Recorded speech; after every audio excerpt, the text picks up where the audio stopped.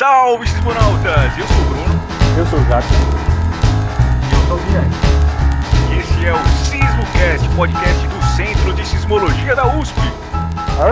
Aê! Essa é a latência do home office.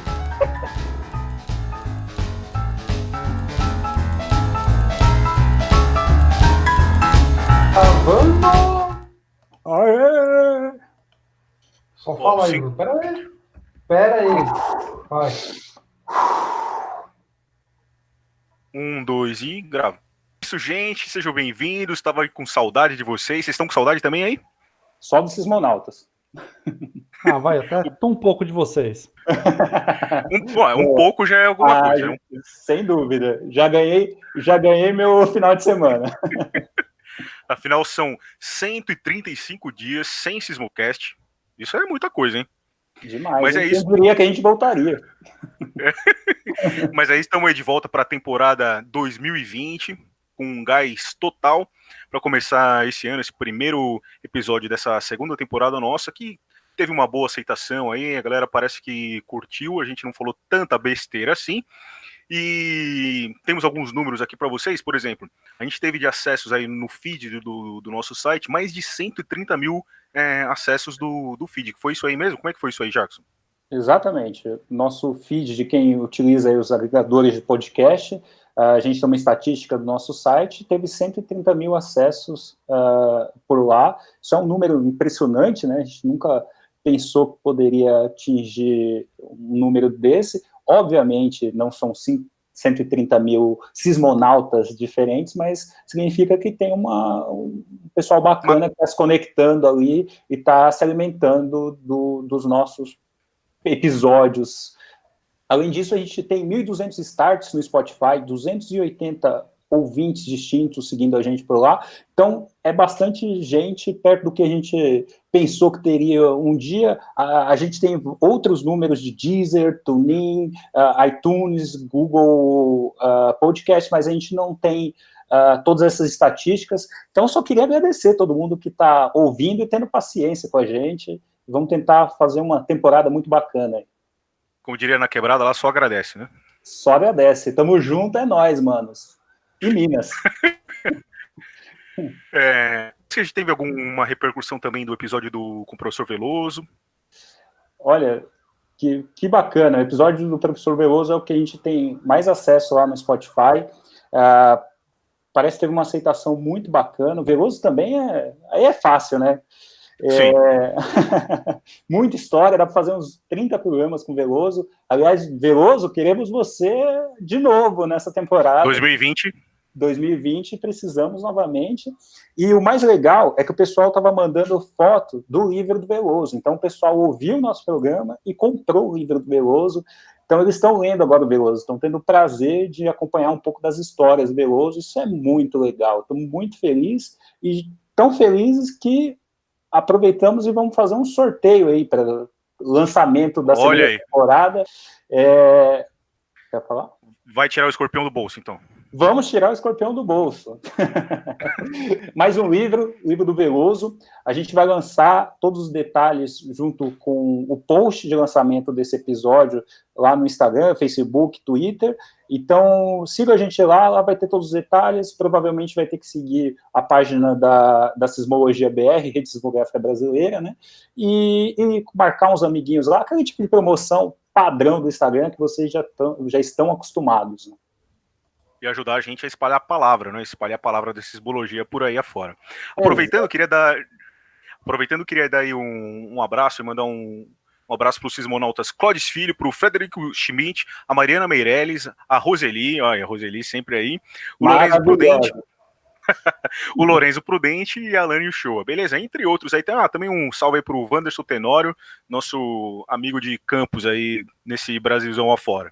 Muito legal essa participação dos sismonautas nas nossas redes sociais, agradecer essa divulgação e todo mundo aí que está acompanhando a gente, comenta lá, quando for publicar alguma coisa, marca a gente nos stories, a gente sempre divulga também lá na nossa página, você está ajudando na divulgação científica no Brasil, que vocês sabem que hoje não é muito fácil, então a gente agradece muito todo mundo que está participando. Agradecer também todo mundo que manda sugestão de quadro, entrevistados, tema, especial aí o Hans, que mandou muita coisa boa para a gente no ano passado, o Daniel Coelho também, que está mandando sempre. Então, se você tiver qualquer sugestão, manda para a gente, que a gente vai aproveitar isso aqui no programa. Valeu. Se a gente vai usar, não sei, né? Mas... alguma coisa a gente aproveita. Nem que seja para criticar ao vivo, a gente critica. Mas mandem, por favor. Isso é muito legal. A comunicação e essa colaboração de vocês é muito bacana. Esse ano a gente vai trazer muitas novidades para vocês. Uma dessas aí, para quem está vendo a gente pelo YouTube, aí também que a gente não está no estúdio, né? A gente não está fora da universidade, estamos em casa aí. O famoso teletrabalho da USP, né? Vem isso nos e-mails, nem sei se existe essa palavra. Existe isso aí, Bianchi? Eu nunca tinha ouvido, né? A primeira vez que eu vi foi lá no e-mail da USP, em tempos de internet, trabalhando no telefone. Teletrabalho. Mas que pode ser bom por um lado, né? Porque a gente vai poder, por exemplo, trazer gente que a gente não poderia trazer fisicamente lá para dentro do estúdio. Então a gente vai poder pegar gente de fora do Brasil até. Eu acho que isso aí vai ser bastante importante trazer esse conteúdo novo para vocês. Além disso, a gente tem novos quadros também. Você pode comentar isso para a gente, Jackson? Claro. De bate-pronto, a gente tem muitas ideias, que a gente vai colocar já nesse episódio, o Tremeu Conheceu, que é um Viajando com o Sismo USP.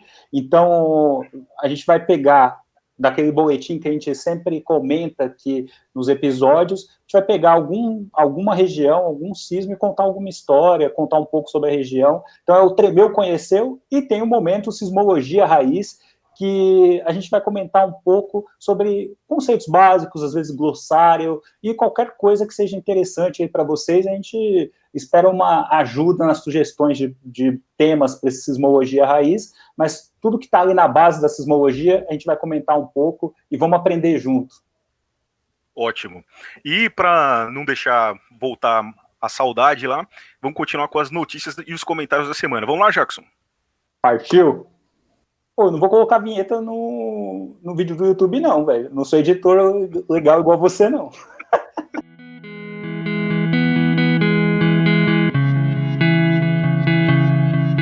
Como o Bruno comentou no início desse episódio, a gente não grava desde dezembro. Os caras estão dando risada, mas, pô, esse negócio de teletrabalho acaba comigo. Eu fico olhando esse monte de joguinho atrás de você, eu também fico com vontade de dar risada. Tem jogado bastante, hein, jovem? Menos do que eu gostaria. Boa. A gente teve 52 tremores de dezembro até hoje, dia 10 de abril, dia que a gente está gravando esse episódio. Todos esses tremores, detalhes, estão lá na nossa página, e a gente vai começar falando sobre as cidades que mais tremeram nesse período.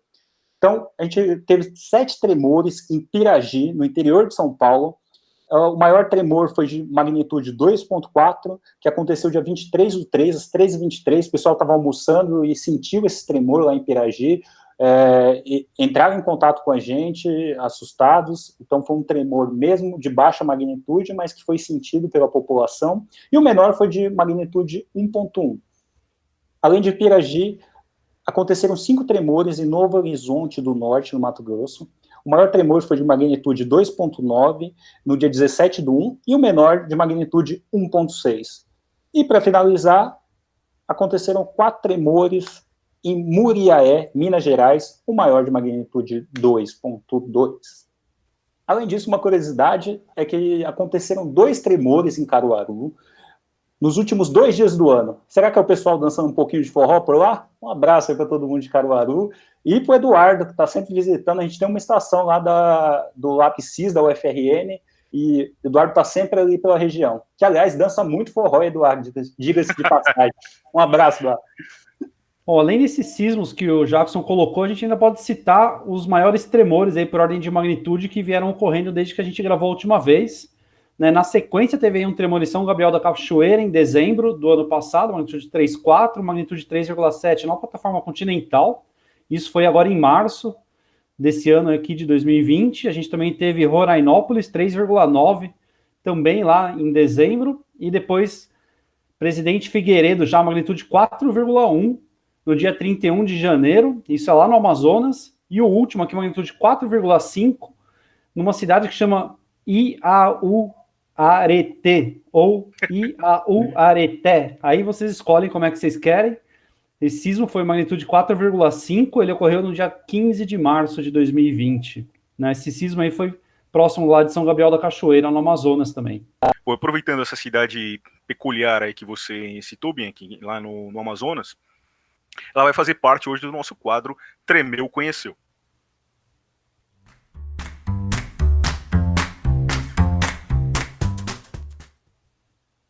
Então, em 15 de março, esse epicentro ocorreu a 35 quilômetros de distância de Iaureté, né? E é uma cidadezinha com 3 mil habitantes, e é conhecida como a Cidade do Índio. É o maior núcleo populacional de terra indígena do Alto Rio Negro, que fica na zona de fronteira entre o Brasil e a Colômbia. Iaureté significa Cachoeira das Onças, local onde em um passado remoto viveu gente onça. E aí vocês ficam com essa interpretação aí, cada um de vocês. Se você ficou curioso e quer conhecer mais sobre a cidade, tem um livro feito por jovens indígenas chamado Povoado Indígena de Iaureté, né? Conta aí também o perfil socioeconômico e atividade pesqueira da região. Legal, muito bom. E o que a gente tem de novidades, de notícias aí dos últimos tempos aqui no Centro de Sismologia, Jackson?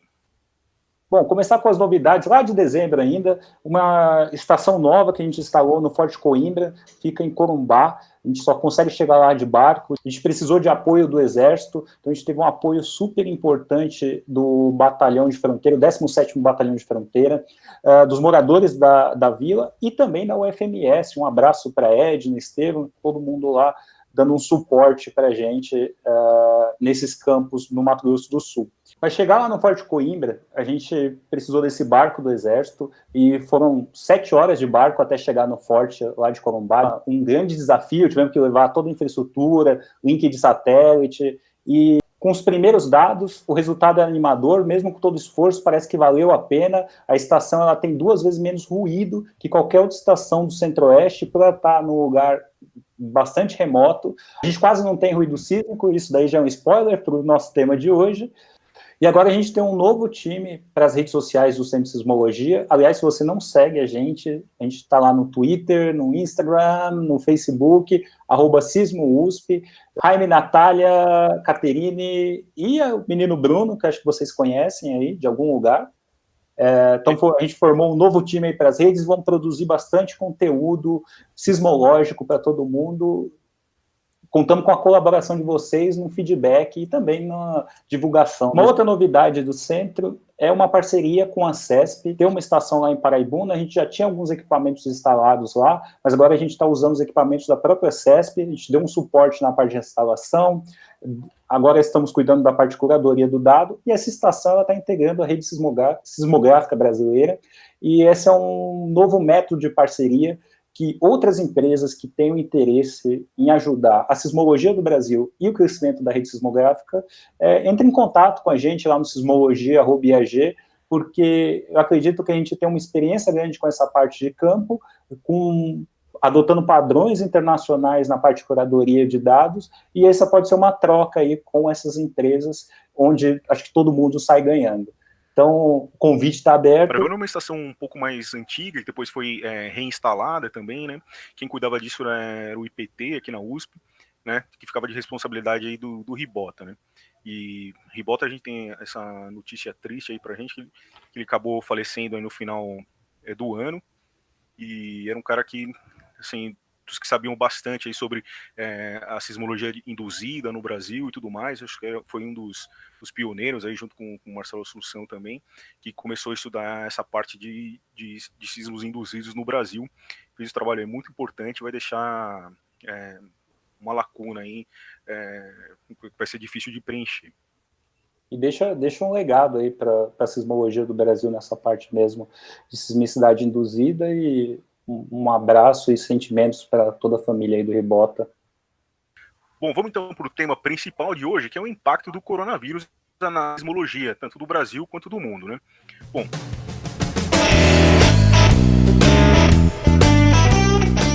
a Covid-19, vocês sabem, a gente teve o primeiro caso aí em dezembro, né, em 2019 na China, e no começo de dezembro isso foi reportado só dia 31/12, né? Bom, hoje, né, a gente está gravando hoje, 10 de abril, alguém colocou na pauta que é a data errada. São mais de 1.600.000 casos no mundo inteiro e quase 400 mil pessoas curadas, né? e a gente teve aí, já superaram 100 mil mortes no mundo todo. E no Brasil? No Brasil a gente tem quase 20 mil casos e 1.056 mortos, né? Isso dá um pouco mais de 5% de mortos. Eu acho que a gente não está indo muito bem. Toda a pandemia, né, todo esse problema que afeta o mundo inteiro, afeta a gente também, obviamente.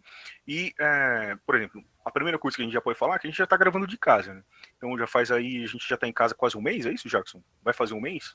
Vai fazer um mês, a próxima semana acho que faz um mês, e não só a gente, mas como toda a equipe do Centro de Sismologia está no home office. E esse é o primeiro impacto que a gente sofre, assim, não é tão... o trabalho de análise que a gente faz não sofre tanto com isso, a gente consegue trabalhar remotamente mais ou menos sem problemas, alguns melhores que os outros nessa parte, né, que sofriam um pouco para trabalhar no escritório, mas isso afeta bastante os trabalhos de campo, a parte da manutenção das estações, os projetos novos que a gente tinha. Pode contar mais sobre isso para a gente? A gente pode começar falando sobre os impactos do coronavírus na sismologia, que iniciou lá em janeiro, no início dessa pandemia. A gente tem um convênio que está sendo firmado com alguns pesquisadores chineses, e a gente tinha expectativa de receber equipamentos da China já em janeiro, mas o que a gente descobriu é que, por causa do isolamento social, eles já em janeiro não frequentavam mais a universidade, então não puderam nem assinar o termo de cooperação, que dirá mandar os equipamentos, né? Então esse termo de cooperação ele foi assinado semana passada, foi quando eles voltaram realmente para a universidade. Então a gente já começa tendo um impacto num atraso de um projeto que a gente tem, na verdade, com a FAPESP, que era para instalar mais estações, e tem uma parceria com a China, mais estações ali naquela região do Pantanal, da bacia do Pantanal. Então já começamos sentindo o impacto lá em janeiro, e começamos a entender a gravidade de tudo isso há 3 meses atrás. E o impacto nos campos, Jackson, que a gente não pode viajar, como é que é? Claro, esse é um impacto importante. A gente tem uma agenda de campo que já estava pré-definida, e isso simplesmente inviabilizou qualquer campo que a gente tem aí para os próximos 2 meses, a gente já cancelou. E quando aconteceu o boom do coronavírus aqui em São Paulo, quando as medidas de isolamento social começaram a ser tomadas aqui, a gente tinha já uma equipe no campo, que já estava lá há alguns dias. A gente teve que pedir para eles voltarem, porque além de ter o risco para essas pessoas, ainda tinha a questão que nenhum fazendeiro ou instituição recebiam eles por problemas aí por medo, né, de uma equipe de São Paulo trabalhando na fazenda deles. Então, justíssimo, na verdade, e até para preservar a saúde do nosso time, a gente pediu para eles voltarem. Então, campo hoje do Centro de Sismologia está tudo parado. O legal, pelo menos, é que a FAPESP entendeu isso e já estendeu o prazo do nosso projeto, que terminava agora no final de setembro. E a vida dos alunos, professor? Como é que ficou isso aí? Você está conseguindo dar aula remotamente? Como é que eles estão recebendo isso? Bom, a mudança no lidar com os alunos, no começo a gente jogou todos os alunos que estavam fazendo iniciação, meio que deu meios para eles trabalharem de casa, para conseguirem continuar trabalhando e fazendo as análises que eles faziam. A rotina de aula a gente também migrou facilmente, né? A gente vem sido preparado no mundo para trabalhar remoto há muito tempo, então acho que eles migraram tranquilamente. A gente está mantendo as atividades, as atividades de pesquisa eu acho que estão funcionando bem, mesmo a gente tendo trabalhando de casa, né? Pelo menos com os alunos, capaz de eu ter até mais interação agora do que eu tinha antes, porque você acaba tendo mais tempo para cutucar eles e cobrar um pouco de resultado. Eu acho que isso deve funcionar bem, assim. E as provas? A prova a gente ainda não chegou nesse momento, né? Cada coisa de cada vez. Que bom, que bom. Que continue assim. Então. Alguém agradeceu isso em algum lugar agora. Não, mas garantido. Mas eu tô... eu ia dizer que isso deve influenciar mais, né? A parte das aulas práticas, né, principalmente dos cursos que tem... Que necessita disso, né, medicina, coisas do tipo, medicina veterinária e tudo mais, que o aluno só aprende na prática ali de verdade, ou tanto na geofísica, a gente podia citar as coletas de dados em campo, coisas desse tipo que ficam inviáveis nesse momento. Que nem mesmo Taquaritinga aí, que o Zé Roberto queria ir viajar para fazer uma coleta, dar uma ajeitada nas estações lá, no final não conseguiu ir. Capaz a gente estar perdendo aí alguns sismos de serem registrados que podem fazer falta aí no futuro. Essa sismicidade em Pirangi mesmo poderia ter sido beneficiada com essa visita, porque a gente tem algumas estações offline lá, e Pirangi está bem próximo a essa região aí de Taquaritinga, Bebedouro. Essa região norte do nosso estado, aí, mais perto da divisa de Minas, é sempre ativa sismicamente, essa microsismicidade que acontece local ali. A gente fica em cima dela e já temos aí 2 redes. Bom, e nesses tempos difíceis, aí, a sismologia entrou em evidência, né, nessas últimas semanas e tudo mais. Saiu uma nota na Nature, né, que muita gente está comentando no mundo inteiro, teve uma repercussão grande, que foi sobre a diminuição do ruído sísmico no mundo, né. Isso aí foi um trabalho do pessoal do Observatório Real Sismológico da Bélgica, né, do Thomas Lecoq, que mostrou com números, né, como o ruído sísmico estava diminuindo no mundo inteiro, principalmente ali nas localidades próximas ali do observatório, e pela influência das pessoas estarem isoladas nas suas casas, que as estações ficaram mais potentes, né, com esse isolamento social. Isso significa que daria para a gente perceber alguns sinais que antes estariam mascarados aí pelo ruído. É mais ou menos por uma estação sismológica, é mais ou menos como escutar, né, os tremores, as coisas que vêm da natureza, vulcanismo e tudo mais. Como se a gente estivesse falando aqui entre 2 pessoas e estivesse tocando uma música no fundo. Essa música seria o ruído da cidade. De repente, isso aí para, essa música para de tocar, você consegue conversar melhor entre 2 pessoas. É mais ou menos isso que está acontecendo no mundo, né? E a gente fez também um trabalho de casa, um para casa aí sobre isso, né? Publicado aí no nosso site. Como é que foi isso, Bianchi? Então, seguindo essa linha, a gente acabou meio que buscando nas nossas estações uma estação que seria propícia para isso, e a gente acabou, depois de olhar para todas as estações da nossa rede, aqui da rede BL, a gente percebeu que a estação de Canela, lá no Rio Grande do Sul, é uma estação que mostrava perfeitamente esse efeito, né? É um efeito que a gente, de alguma forma, já conhecia, quer dizer, dos finais de semana, as estações eram menos ruidosas do que durante as semanas, mas isso ficou muito evidente nessa análise que o Thomas mostrou para o mundo inteiro, nessa notícia da Nature, e daí a gente se juntou aqui dentro do Centro de Sismologia e escreveu um pequeno artigozinho que está lá disponível no nosso site, onde a gente mostra claramente de 2 formas diferentes essa redução desse ruído que é observado na estação de Canela. A estação de Canela, ela fica dentro do Parque do Caracol, né, do lado da cidade de Gramado e Canela, e é uma estação que quando você anda ali no parque, você consegue avistar ela, e ela fica uns 7 a 10 quilômetros das cidades próximas. E essa estação, ela mostrou praticamente que ela diminuiu pela metade a quantidade de ruído observável durante o dia nela, e levando, quer dizer, o nível de ruído para praticamente o mesmo nível, às vezes até um pouco abaixo do que os finais de semana que a gente conseguiu observar, né? Isso coincide perfeitamente na data de fechamento lá do parque, foi quando iniciou a quarentena, foi no dia 20 de março, que coincidiu aí. Deixar a dica aqui para todo mundo entrar lá no nosso site, o Centro de Sismologia, baixar, dar uma lida, são algumas páginas com bastante informação, bem interessante, até um pouco de reflexão para vocês no final, né, que acho que uma grande contribuição aí da sismologia para essa época de pandemia. Sem dúvida, isso é verdade. Lembrando também que Canela, ela foi fechada para o turismo desde o dia 20, então se alguém está planejando alguma ida para Canela e Gramado, por favor cancele, porque as cidades estão fechadas, e também isso deve ter contribuído nessa redução do ruído sísmico. Além da quarentena na cidade, nenhum turista entra mais lá, e por serem 2 cidades muito turísticas, isso ainda contribui ainda mais para essa redução de ruído sísmico. Bom, e apesar desse trabalho de divulgação científica, né, a gente tem que deixar claro também algumas coisas que eu tenho visto aí por aí na internet, até amigos meus me perguntam aí, que tudo isso vem da matéria que saiu na Nature, que diz lá que o movimento da Terra mudou, né?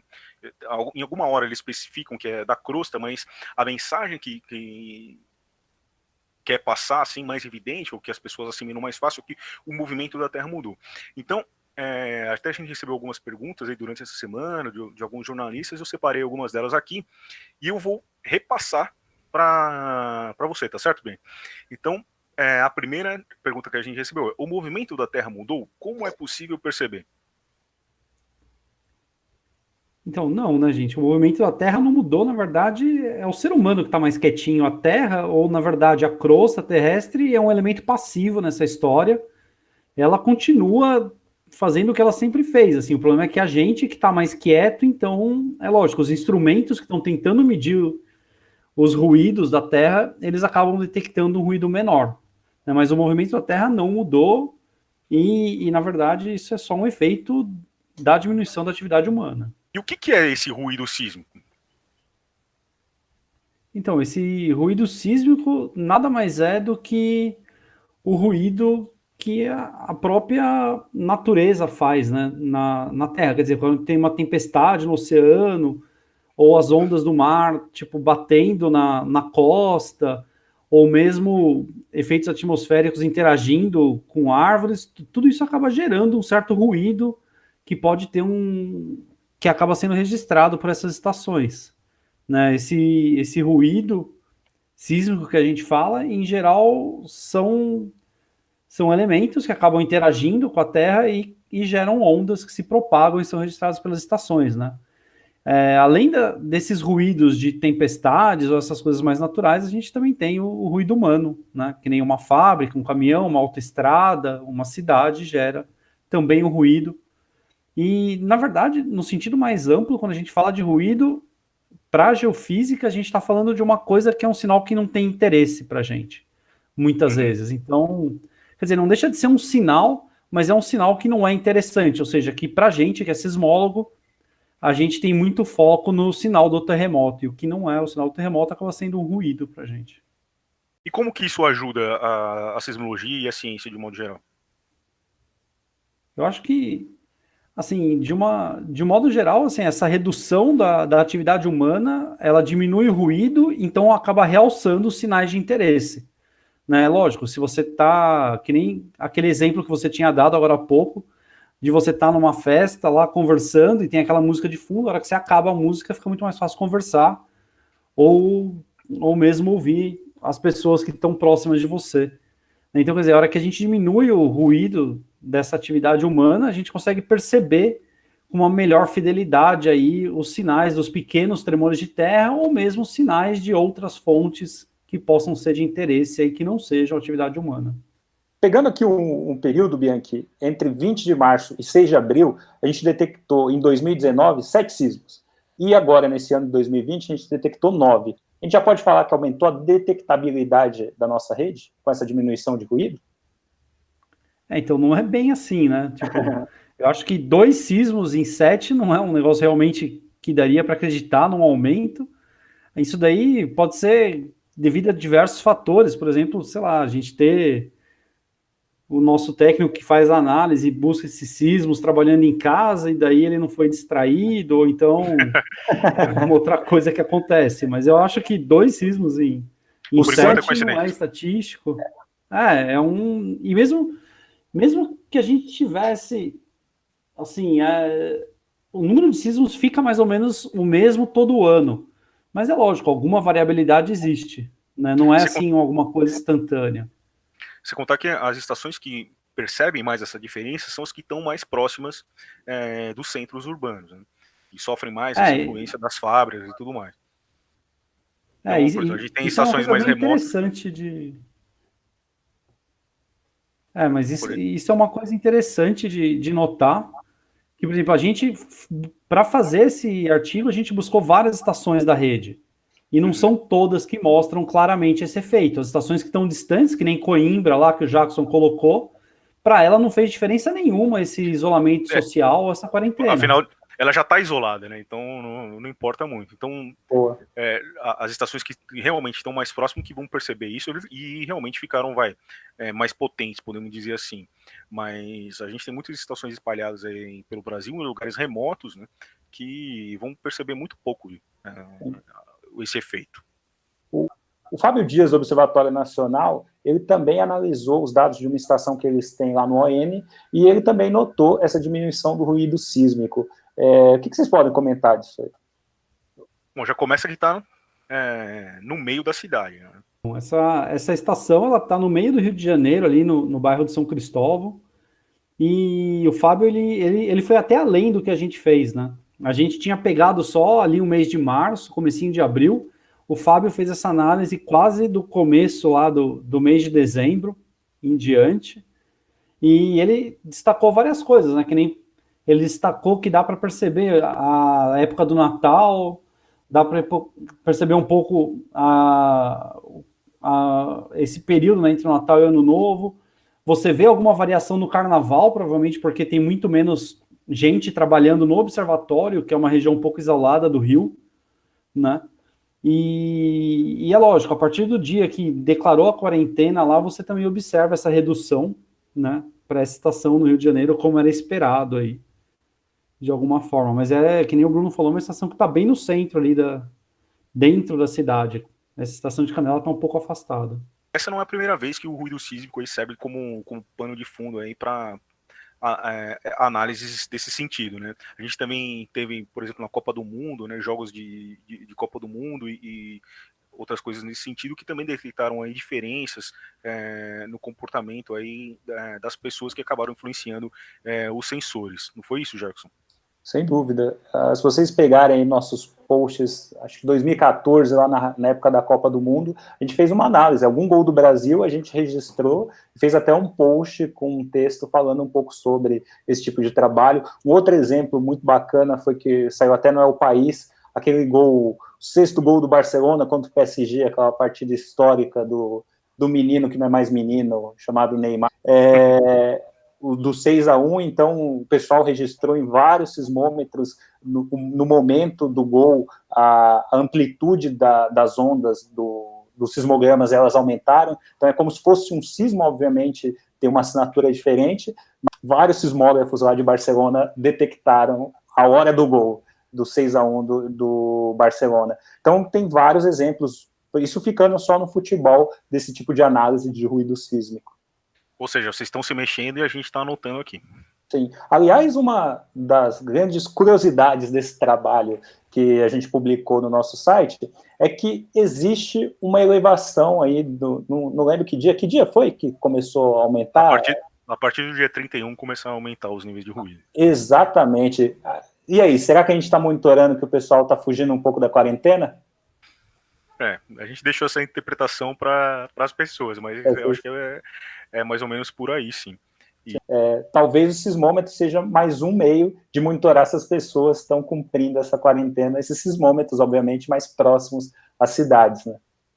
Uma outra frente que a gente foi afetado aqui, o pessoal da sismologia, a gente teve já esse ano aí pelo menos 2 eventos que a gente queria participar, ou gente do grupo ia participar. A primeira é a European Geophysical Union, Geoscience Union, que ocorreu na Áustria. Ela acabou sendo cancelada e de forma alternativa ela foi proposta para ser um evento online que vai ocorrer durante uma semana, onde as pessoas vão ficar disponíveis online para apresentar o seu trabalho.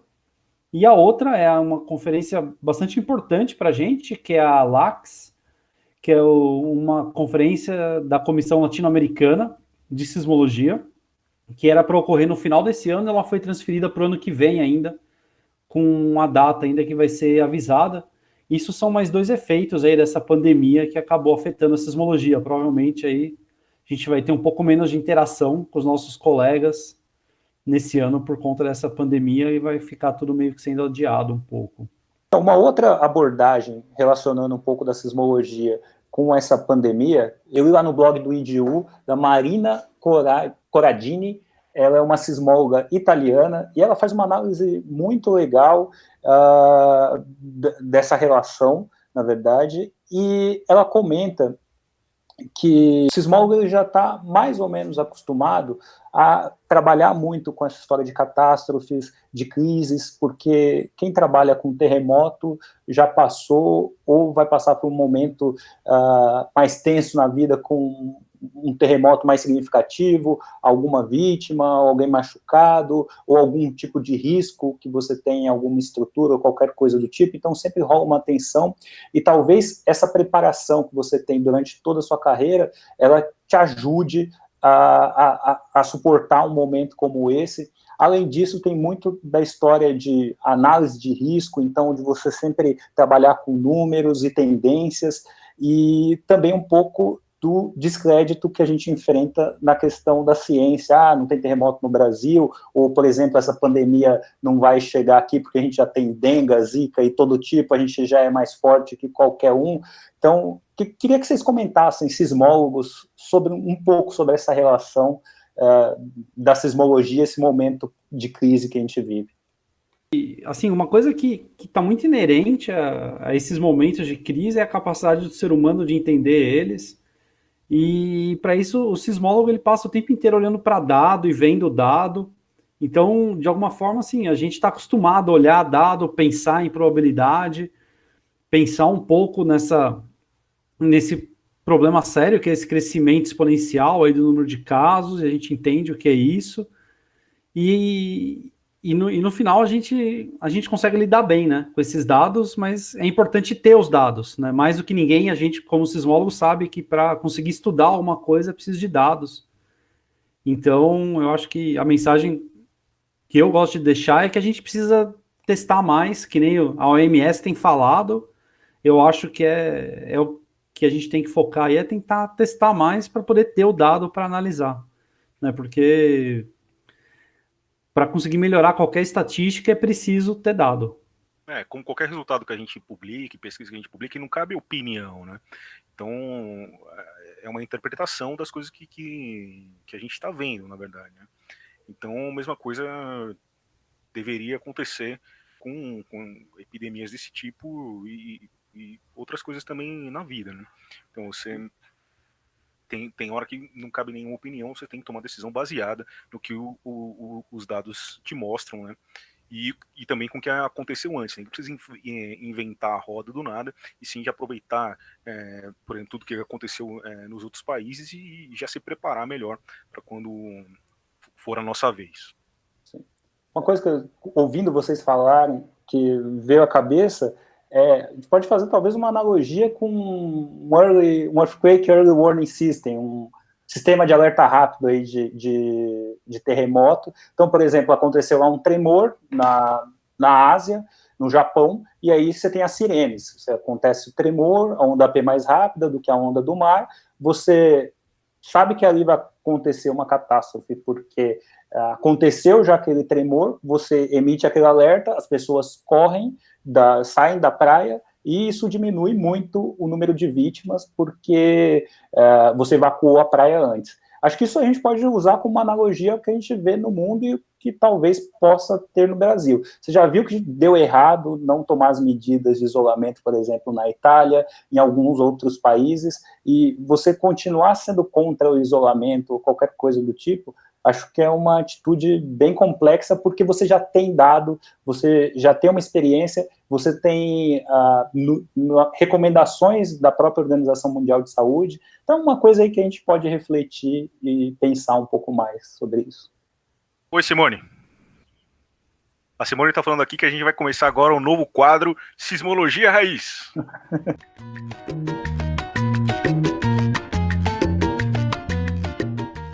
Ô, Simone, o que você preparou pra gente? Beleza. Ela disse que hoje, então, a gente vai falar sobre a diferença entre as escalas Richter e Mercalli. Bacana. Então, a escala Richter e Mercalli, antes de mais nada, Richter era um sismólogo, que era o Charles Richter, que trabalhava lá na Califórnia, e o Mercalli, ele era um vulcanologista italiano que desenvolveu essa escala para conseguir medir um negócio que ele chamava de intensidade, né? Tá. A ideia, essas duas escalas, na verdade, uma escala, o que é? Uma escala é uma graduação onde você consegue classificar os sismos como menores ou maiores. Tipo uma temperatura. Do ser humano tipo uma temperatura, é uma tentativa do ser humano de dizer o que é maior e o que é menor, né? Mas elas são fundamentalmente diferentes, né? Uhum. A escala Mercalli ela é muito mais antiga do que a Richter. Ela, na verdade, nasceu muito antes do Richter, né? E ela mede, na verdade, a destruição, né? Tudo que o Mercalli fez foi olhar e falar, nossa, aqui o terremoto destruiu a cidade. Aqui não, só as pessoas sentiram uma vibração. E, na verdade, o Mercalli ele descreve vários níveis, na verdade, são 12 níveis diferentes de vibrações que podem ocorrer em diferentes lugares. Quer dizer, quando tem um terremoto, essas ondas se propagam e causam vibrações diferentes em diferentes lugares, e para cada lugar eu dou uma intensidade Mercalli, né? Uhum. O Charles Richter, na verdade, ele foi além, né? Na época dele, do Richter, já tinha um monte de estação sismográfica instalada, então eles já tinham dados dos sismômetros, e ele queria, na verdade, comparar ou criar uma escala para medir qual sismo foi maior ou menor, e não qual sismo causou mais destruição ou menos ou mais destruição. E daí o Richter começou a comparar os registros dos sismogramas e estabeleceu uma escala que você consegue até meio que tentar estimar a quantidade de energia liberada pela magnitude Richter que ele determinou lá. Então, quer dizer, é um negócio muito mais relacionado com o terremoto ou com o sismo do que realmente com a destruição que acontece devido ao sismo, né? Então, quer dizer, é um negócio um pouco mais avançado.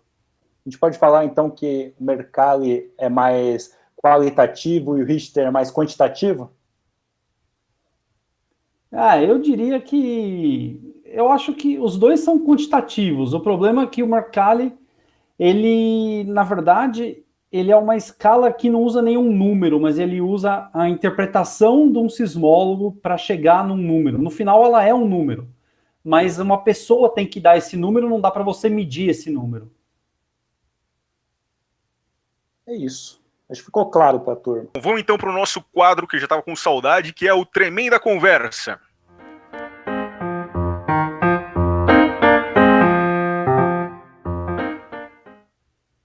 Boa, hoje a gente não tem convidado, né? Então não tenho convidado aquele especial, como a gente teve em alguns outros episódios. Então eu vou fazer um sorteio aqui rápido. Opa, caiu na letra B. Minha mãe mandou. Bruno, então a gente vai fazer com o Bruno. Minha mãe mandou, tá na moda agora. Agora eu tô assistindo o BBB, olha que ponto chegamos. O pessoal que está ouvindo vai me assistir. O pessoal que está ouvindo e assiste vai me entender. Tempos de quarentena. Agora é a hora do fogo no parquinho. Você disse que não teve convite, mas eu cliquei num convite aí que me mandaram para acessar esse meeting aí. Boa. Vamos lá. Bruno, por que a sismologia? Não sei, na verdade. Eu me formei, saí um tempo, fui fazer outra coisa, e depois fiz um curso aqui de verão. Aí achei o tema muitíssimo interessante. Aí surgiu um convite para uma possibilidade de trabalhar na rede sismográfica brasileira, né, que ia começar a ser implantada. E eu estava trabalhando fora da área de geofísica e resolvi voltar, né? E aí foi onde tudo começou. Justo. E agora, você pode contar aí pra gente qual foi o campo que você mais curtiu? Eu acho que eu já fiz alguns campos, né? Com o Jackson aí, é o meu parceirinho, é meu todinho, né? Companheiro de aventuras. Não revela para todo mundo. O que acontece no campo, fica no campo, pô. Mas assim, eu acho que a gente tem mais saiu nós dois juntos, assim, e é legal que a gente sempre tenta, por exemplo, se a gente vai passar o fim de semana, coisas do tipo assim, a gente tenta dar uma fugidinha, né? E às vezes visitar um lugar um pouco mais turístico, uma cachoeira, assim, num domingo, coisas assim. E eu acho que deu para conhecer o Brasil, assim, de um jeito bastante legal. E o pior campo? Conta para eles aí um pouco, vai. O pior campo foi um campo que eu não tenho saudade nenhuma, apesar de ter sido um pouco engraçado, mas foi trágico até. Como chama? Juquiá, a cidade? Juquiá. Nada contra o Juquiá. Sim, o campo foi muito difícil, sim. Era uma estação que já tinha sido instalada em uma época, eu acho que nos anos 80 ou 90, e que a gente precisava reativar, ou seja, o sensor não estava mais lá, mas já existia o ponto com uma casinha construída e tudo mais. O problema disso é que estava no meio de uma floresta que o mato tinha crescido, nunca mais a gente conseguia achar onde ela estava. E estava chovendo, a gente teve que subir o morro, a gente andou quase uns 10 quilômetros para achar o lugar. E logo no começo do campo, assim, eu estava atrás do Jackson, carregando umas ferramentas, estava carregando mais de ferramenta, água, mais alguma coisa, e o Jackson estava carregando uma bateria nas costas, assim. E aí ele virou para trás e falou, fica tranquilo que esse campo vai ser fácil. Ele nem terminou de falar, escorregou, caiu bateria, foi lama para todo quanto é lado. Falei, nossa, realmente isso aqui comprou um bom começo. Eu vou pegar esse seu depoimento e vou colocar no meu Instagram para todo mundo que fica falando, seu trabalho é maravilhoso, de vez em quando eu posto umas fotos das viagens e tal, daí o pessoal fala, trabalho maravilhoso, vou deixar esse depoimento lá. Que fique bem claro, né? Eu sei que a caixa de ferramenta que eu tava levando, que pesava, sei lá, 5 quilos, no final tava pesando 25. Eu tenho carrapato só de lama. Só de lama. Eu tenho uma carrapato até hoje por causa desse campo. Nossa senhora. Coleção. E esse foi o maior desafio da tua carreira, Bruno? Qual que foi? Conta pra gente. Não, eu acho que não, né? Na verdade, tipo, eu sou desafiado todo o tempo, assim, no meu trabalho. Muitas vezes das coisas que a gente tem algumas reuniões, assim, que falam, você vai fazer o quê? Vou fazer aplicativo de simbologia. Você vai fazer o quê? Vou fazer correlação e ruído. Você sabe fazer? Não, eu não sei fazer. Só que a gente aprende e faz. Então, tipo, isso que tem motivador, assim, sempre as coisas que a gente coloca como desafio. Eu aprendi isso com um amigo meu, Marlon, que primeiro você conta mentira, depois você corre atrás dela. Então, vou fazer tal coisa, você sabe fazer? Não. Mas aí a gente corre atrás e isso vai motivando, aprende a fazer e consegue entregar resultados bons. Você tá muito liso nas respostas, hein? Tá tipo político no começo, hein? Aliás, abraço pai Marlon, pela lembrança. E o Sismolu, o que mais admira? Acho que eu admiro o meu professor, assim, e o cara que fala pouco, assim, mas é um velhinho de vanguarda, eu costumo dizer. O cara tá sempre antenado com, por exemplo, o Bianchi é um cara de vanguarda, mas, pô, ele é naturalmente de vanguarda. O Marcelo, a Assunção, tipo, ele mais velho, obviamente, mas está sempre tentando trazer as coisas ligadas com as coisas de TI e tudo mais, que isso é pouco comum, principalmente entre os professores da geofísica, né? A gente já ouviu aí que, por exemplo, curadoria de dados e coisa do tipo não é nem ciência. E eu acho que o Marcelo está um pouco à frente nessa parte, assim, admirável. Você sabe que ele vai ouvir esse programa e vai ouvir você chamando ele de velhinho, hein? Eu tô louco pra ver a reação dele. Não edita. Ele é o editor, ele não pode tirar isso, hein? Eu vou colocar no YouTube. Eu que estou editando no YouTube, vou botar pro YouTube. Vai dar versões controversas. Exato. E agora, responde pra gente, qual que é o livro sobre sismologia? Falou livro de sismologia, vem Veloso, que também é um outro grande sismólogo que eu admiro, e é o Tremeu a Europa e o Brasil também, né? Além de você poder aprender um pouco de sismologia, no livro ele conta a história do tremor de Lisboa, de 1755, e conta como a própria sismologia foi sendo criada a partir desse tremor. Foi aí quase que deu um start em tudo, que as pessoas começaram a tentar achar explicações que não fossem divinas sobre as coisas sobre os fenômenos naturais, né? Porque o tremor de Lisboa aí matou muitos nobres, muitas pessoas da igreja e deixou pessoas mais pobres vivas, por exemplo, né? Foi aleatório. E as pessoas começaram a se perguntar, poxa, por que Deus tá zangado com a gente, a ponto de deixar aqueles ali vivos? Então começou aí toda uma discussão e começou a nascer uma ciência a partir disso daí. Momento dica literária, muito bom. Aliás, Veloso lançou um canal no YouTube, não é a hora de dar recado, mas como o nosso podcast é meio caótico, Terremoto Veloso, vale muito a pena acompanhar. E para quem não conhece, o Bruno é o único, eu diria, do Brasil, eu tenho certeza, mas talvez do mundo, o único sismólogo eletricista, é meu mecânico, é chefe de cozinha, e nas horas vagas ele é profissional da mágica. Olha vocês aí, maldosos. Vai ter show de mágica no LAX 2021? Fui convidado, né, para fazer umas mágicas lá na abertura do congresso, mas infelizmente esse ano não vai ter, né, foi prorrogado para 2021, e tomara que a gente consiga se encontrar lá e dar algumas risadas. Boa. Não perca, no Equador. Certeza. E finalmente a nossa última pergunta, já bastante clássica. O que é a sismologia para você, Bruno? A sismologia é ciência, né? E ciência é o que faz a gente entender as coisas que estão ao nosso redor. E é quase, para mim, é a religião, entendeu? Tipo, se tem uma coisa que eu acredito, tem que ser assim na ciência, para poder explicar as coisas que estão acontecendo e a gente tomar decisões de como se comportar e tudo mais. Boa. Bom, esse foi o Tremenda Conversa, e já estão gritando aqui, pintando no meu ouvido, que o programa já está estourando o tempo, está acabando. Vai. Vocês são muito falsos, gente. Que peninha. Meu Deus. Mas é isso, eu queria dizer que é um prazer estar com vocês de novo, mesmo que remotamente. Estou empolgado aí para esses novos episódios que virão. Gostei muito da aceitação, tipo, foi mais do que eu esperava, na verdade. E alguém quer deixar um recado final?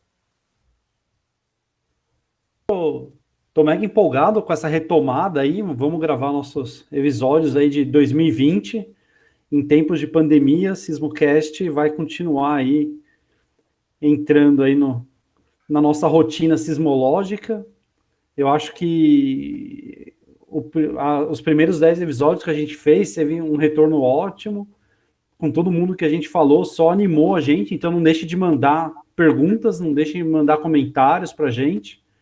A gente vai ter uma rede social aí reforçada no Centro de Sismologia esse ano. Tem, mesmo nessa época aí, esse ano conturbado, a gente espera aí conseguir estar desenvolvendo bastante coisa. Então a gente está, acho que, bem otimista, e esperamos estar mais com vocês aí, mais próximos, fazendo mais ciência e levando a sismologia para vocês. Valeu, gente. Boa, mensagem importante. Também sigo na mesma linha de agradecer todo mundo que está nos ouvindo, está conversando com a gente, mandando todo tipo de comentário, ajudando a gente na divulgação. E fechando dentro do tema de hoje, acho que se tem alguma mensagem positiva ou ponto positivo que a gente sai dessa pandemia que está acontecendo hoje no Brasil e talvez no mundo, é um pouco da valorização da ciência, né? Você vê as universidades públicas hoje, é o centro que trabalha uma solução para um remédio, uma vacina, e você que antes você era taxado como maconheiro, onde rolava balbúrdia, hoje é quem faz os testes para confirmação se você tem ou não tem o coronavírus. Então, a mensagem hoje acho que a ciência sai muito mais forte de toda essa história, e vamos seguir junto e tentando fazer ciência junto. É isso aí, então, gente, acabou o programa.